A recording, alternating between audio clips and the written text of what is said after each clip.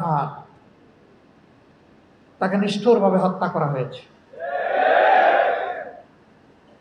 আজকে হাইকোর্টে তার ডেথ রেফারেন্সের রায় হয়েছে, আলহামদুলিল্লাহ। বিচারিক আদালতের রায়কে তারা বহাল রেখেছেন। আমরা প্রত্যাশা করি, দাবি করি, দেখতে চাই এই রায় যেন বিলম্ব না হয়ে যথাযথভাবে বাস্তবায়ন হয়। ওদের সাথে আমার জেলে দেখা হয়েছে। অনেকে এখন মানসিকভাবে পরিবর্তন হওয়ার কথা বলে, ভিতর দেখার দায়িত্ব আমাদের না, আল্লাহ ভালো জানেন। আমি তাদেরকে বলেছি, তোমরা তওবা যদি করো তাহলে আল্লাহ তোমাদেরকে হাসরের দিনের জন্য ক্ষমা করে দিতে পারেন, কিন্তু আল্লাহ হুকুম হচ্ছে যে দুনিয়ায় তার শাস্তি তোমাদেরকে ভোগ করতে হবে। এই রমজান মাস হচ্ছে কোরআন নাজিলের মাস। আমার ভাই বলেছেন বদর যুদ্ধের প্রথম বিজয়ের মাস, এবং এই মাসটি হচ্ছে মক্কা বিজয়ের মাস। সত্যিকার অর্থে এই মাসটি হচ্ছে মানবতার মুক্তির মাস। এই কোরআন শুধু মুসলমানের জন্য নয়, এই কোরআন সমস্ত মানব জাতির জন্য। শাহরু রমাদানাল্লাযী উনজিলা ফীহিল কুরআন হুদাল লিন্নাস বাইয়িনাতিন মিনাল হুদা ওয়াল ফুরকান। এটি সেই মাস, রমজান মাস, যেই মাসে আল্লাহ বলছেন যে আমি কোরআন নাজিল করেছি, সত্য এবং মিথ্যা পার্থক্য করে দেবে, এবং এটি সমস্ত মানব জাতির জন্য হেদায়েত। সম্মানিত ভাইয়েরা, আজকে ইসলামের কথাকে তিন ভাগে ভাগ করা হয়েছে: মডারেট ইসলাম, পলিটিক্যাল ইসলাম এবং সুফিবাদী ইসলাম। আমরা মডারেট, পলিটিক্যাল, সুফিবাদী কোনো ইসলাম মানি না, আমরা টোটাল ইসলামকে মানি। কোরআন যা ধারণ করবে এটাই ইসলাম। রাসূল করিম সাল্লাল্লাহু আলাইহি সাল্লামের জীবদ্দশায় তিনি যা করেছেন, যা বলেছেন, যার অনুমতি দিয়েছেন, এইটাই ইসলাম। এর কোনোটাকেই খণ্ডিত করার কোনো অধিকার আমাদের নেই, এবং এর মধ্যে কোনো কল্যাণও নেই।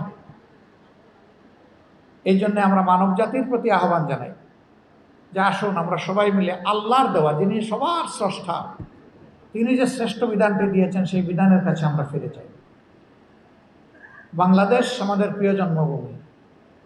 এখানে বহু দল, ধর্ম এবং ভাষার মানুষ আমরা একসাথে বসবাস করি। বর্ণ আমাদের কাছাকাছি, হয়তো একটা 19-20, ভাষাও মোরলেস কমন, কিন্তু তার কিছু ভিন্নতা আছে, দলের ভিন্নতা অনেক। এটা কোনো দোষের বিষয় নয়, কিন্তু আমার একজন সম্মানিত শিক্ষক বুয়েটের বলে গেছেন যে মতো পার্থক্য থাকা ভালো, কিন্তু কিছু জায়গায় আমাদেরকে ঐক্যমতে আসতে হবে। এটাকে আমরা ডিপলি অনার করি, ফিল করি, এবং এর জন্য আমরা চেষ্টা করি। আমরা সবসময় বলি রাজনীতিতে ভিন্ন মত থাকা এটা সৌন্দর্য, মত পার্থক্য সমস্যা নাই, কিন্তু মত পার্থক্য যেন মত বিরোধে রূপান্তরিত না হয়।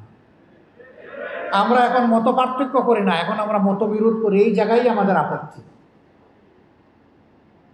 জাতীয় স্বার্থের জায়গাগুলোতে মত পার্থক্য পর্যন্ত আমরা দেখতে রাজি না। এই জায়গাতে আমরা সবাই এক হয়ে যাওয়া উচিত। এরকম কিছু জায়গা আমাদের আছে। প্রিয় দেশের স্বাধীনতা, সার্বভৌমত্ব আমাদের একটি বিশাল জায়গা। এই সার্বভৌমত্বের পক্ষে কথা বলতে গিয়ে আপনাদেরই সন্তান আবরার ফাহাদ তাকে নিষ্ঠুরভাবে হত্যা করা হয়েছে। আজকে হাইকোর্টে তার ডেথ রেফারেন্সের রায় হয়েছে, আলহামদুলিল্লাহ। বিচারিক আদালতের রায়কে তারা বহাল রেখেছেন।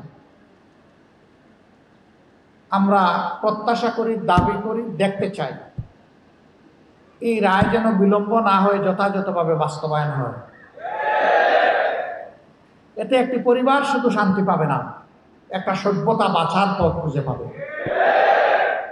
যে আগামীতে কেউ যদি এরকম করে তাকে একই রাস্তায় পাঠিয়ে দেওয়া হবে, ওই পথ তাদেরকেও ধরতে হবে। ওদের সাথে আমার জেলে দেখা হয়েছে। অনেকে এখন মানসিকভাবে পরিবর্তন হওয়ার কথা বলে, ভিতর দেখার দায়িত্ব আমাদের না, আল্লাহ ভালো জানেন। আমি তাদেরকে বলেছি, তোমরা তওবা যদি করো তাহলে আল্লাহ তোমাদেরকে হাসরের দিনের জন্য ক্ষমা করে দিতে পারেন, কিন্তু আল্লাহর হুকুম হচ্ছে যে দুনিয়ায় তার শাস্তি তোমাদেরকে ভোগ করতে হবে। সত্যিই যদি তোমরা তাকে খুন করে থাকো তাহলে তার বদলা হিসেবে তোমাদেরকেও খুন করা হবে বিচারের মাধ্যমে। এটাই হচ্ছে শাস্তি। মক্কা বিজয়ের সময় রাসূল করিম সাল্লাল্লাহু আলাইহি ওয়াসাল্লাম all sorts of criminal and civil, যত ক্রাইম অ্যান্ড ডিসপিউট ছিল সবগুলা ক্ষমা করে দিয়েছেন জেনারেল অ্যামনেস্টির আন্ডারে, except and save the killing cases. যারা খুনি ছিল তাদেরকে আল্লাহ রাসূল ক্ষমা করে দেননি। এই সংখ্যা 6 থেকে 14 জন পর্যন্ত মতপার্থক্য আছে। আল্লাহ রাসূল বলেছিলেন, এদের কেউ যদি কাবার ঘরের ভিতরে আশ্রয় নেয় ওখান থেকে বের করে তাকে কতল করা হবে। যদি কাবার গিলাফের ভিতরে আশ্রয় নেয় বের করে টেনে এনে তাকে কতল করা হবে কাবার চত্বরে। অবশ্য শেষ পর্যন্ত 4 জন ছাড়া বাকিদেরকে এই পরিণতি ভোগ করতে হয়নি। তারা বিভিন্নভাবে রাষ্ট্রীয় নিরাপত্তা ভিক্ষা চেয়েছিলেন, বিশেষ করে তাদের মারা এবং স্ত্রীরা। রাসূল করিম সাল্লাল্লাহু আলাইহি ওয়াসাল্লাম মায়ের জাতিকে সম্মান করে তাদেরকে রাষ্ট্রীয় নিরাপত্তা দিয়েছিলেন এবং পরবর্তী পর্যায়ে তারা সিনসিয়ার মুসলিম হিসাবে বাকি জীবন তারা কাজ করেছেন। একজনের উদাহরণ শুধু বলে আমি শেষ করব।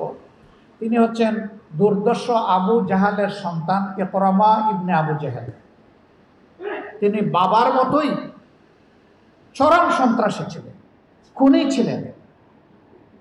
সমাজের মানুষকে সীমাহীন জ্বালাতন তিনি করেছেন।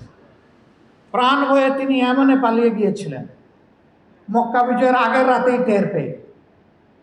বিজয়ের পরে তার স্ত্রী এসে যখন ঈমান নিলেন বললেন, হে আল্লাহ রাসূল, বদরের যুদ্ধে আমার শ্বশুর ফিনিশ, আমার স্বামী দুরাচার, প্রাণ হয়ে পালিয়ে গিয়েছে সেই এমনে। আমি অবুঝ বাচ্চাদেরকে নিয়ে আছি, আমি ইনসিকিউর ফিল করছি। আপনি কি আমার মতো একজন মেয়ে লোকের কান্না কবুল করে আমার স্বামীকে নিরাপত্তা দেবেন?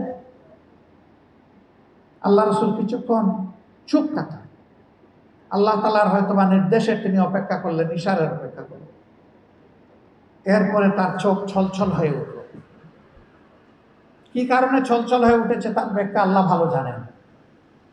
তিনি গভীর নিঃশ্বাস ফেলে বললেন, যাও, তোমার স্বামীকে নিরাপত্তা দেওয়া হলো। তাকে ফিরিয়ে আনা হলো। তিনি ঈমান কবুল করলেন।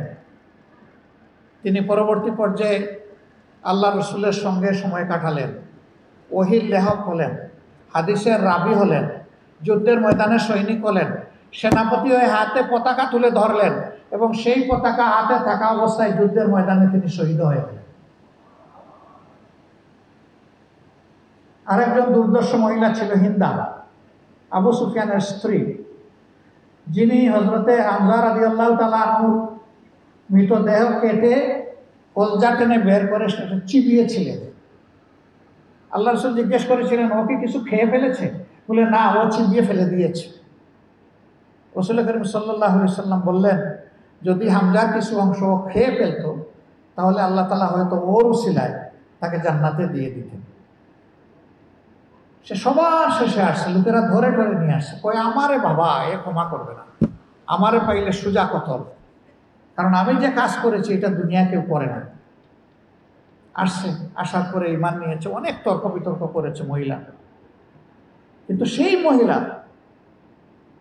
মুতার যুদ্ধে একটা কঠিন সময়, অথবা বনি মুস্তালিকের মধ্যে কঠিন সময়, সাহাবীরা বিরোধী পক্ষের আঘাত সহ্য করতে না পেরে একটু পিছু